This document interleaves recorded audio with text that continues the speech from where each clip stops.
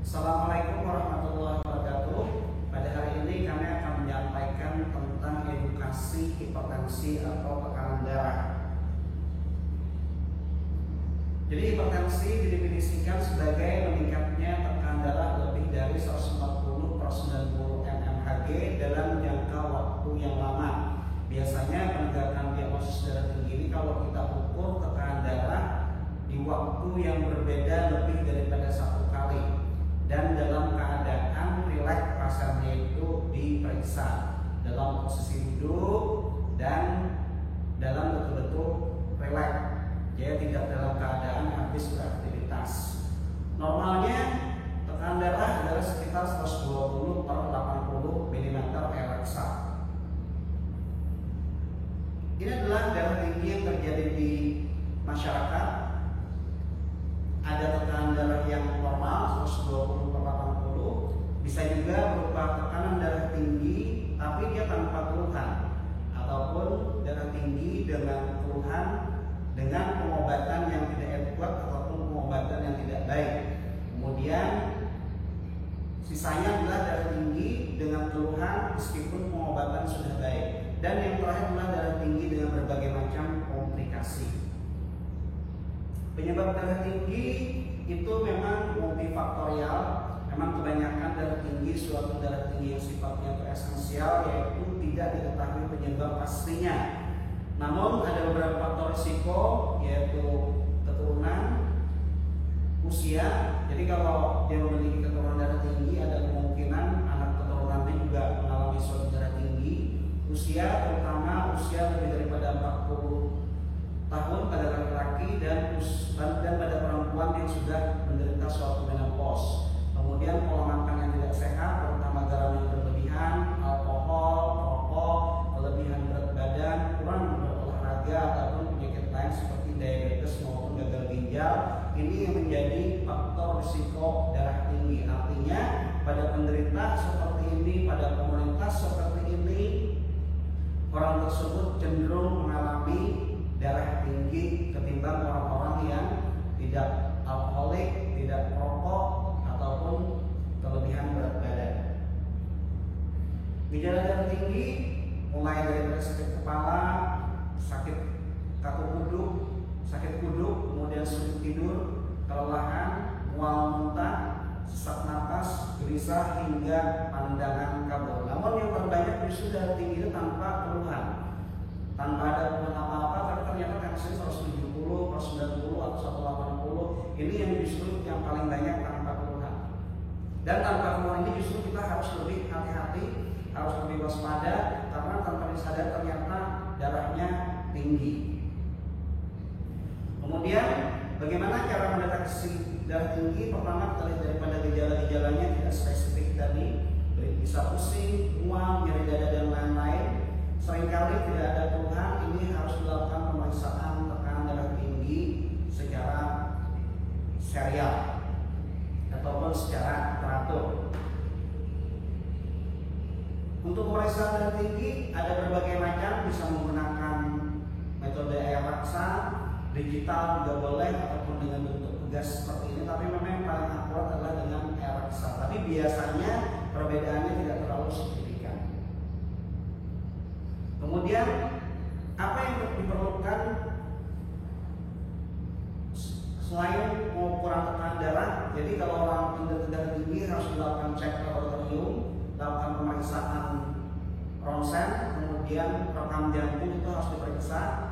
Jadi kalau laboratorium itu hati-hati tentang masalah urium kreatininnya, yaitu fungsi ginjal yang harus diwaspadai. Karena kalau tekanan darah dibiarkan, lama-lama ginjalnya akan bermasalah sehingga terjadi peningkatan nilai urium kreatinin. Kemudian untuk ronsen dada juga diperlukan karena pada penderita darah tinggi itu bisa-bisa jantungnya mengalami pembengkakan atau kardiomegali. Untuk rekam jantung, penderita darah tinggi mengalami suatu LVH atau low ventricular hypertrophy. Makanya pemeriksaan laboratorium, ronsen maupun EKG itu diperlukan sebagai pemeriksaan tambahan pada penderita hipertensi. Ini adalah beberapa komplikasi daripada darah tinggi. intinya adalah gangguan pada pembuluh darah. Kalau pembuluh darahnya itu mengalami gangguan di saraf pusat, maka yang terjadi adalah komplikasi stroke. Kalau pembuluh darah ginjal yang terkena, nanti pada akhirnya pasien mengalami suatu cuci darah. Kemudian pada jantung tadi terjadi suatu pembengkakan jantung ataupun gagal jantung, dan pada pembuluh darah ini bisa mengalami suatu jantung koroner atau penyempitan pada pembuluh darah. Nah, bagaimana sekarang pencegahan darah tinggi? Dimulai daripada perubahan gaya hidup, pola makan yang seimbang, kurangi garam, kurang daripada 2,4 gram per hari, stop rokok, stop alkohol, olahraga yang teratur, turunkan berat badan bila ditemukan di mana indeks massa tubuh normal antara 18,5 hingga 24,9, cek tekanan darah secara rutin. Bagaimana cara pemeriksaan indeks massa tubuh? Itu dengan menghitung berapa berat badan kita dikalikan tinggi badan kuadrat dalam meter. Indeks massa tubuh normal adalah 18,5 hingga 24,9. Ini misalkan berat badan kita 80 kg dengan tinggi badan 160, tinggal dimasukkan rumus 80 kg dibagi 1,6 kuadrat hasilnya 31,25. Ini berarti indeks massa tubuhnya itu berlebihan, berarti orang itu telah mengalami suatu overweight ataupun obesitas. Ini adalah kadar indeks massa tubuh. Kalau dia di atas 30 berarti obesitas yang paling berat ya. Yang normalnya adalah antara 18,5 hingga 22,9 untuk indeks massa tubuh. Apa yang harus dilakukan bila sudah terjadi tekanan darah yang tinggi? Kita harus minum obat anti darah tinggi sesuai anjuran dokter. Itu harus teratur karena pada dasarnya darah tinggi tidak dapat disembuhkan tetapi bisa dikendalikan. Sehingga pengobatan darah tinggi itu adalah pengobatan yang sifatnya jangka panjang bahkan hingga seumur hidup.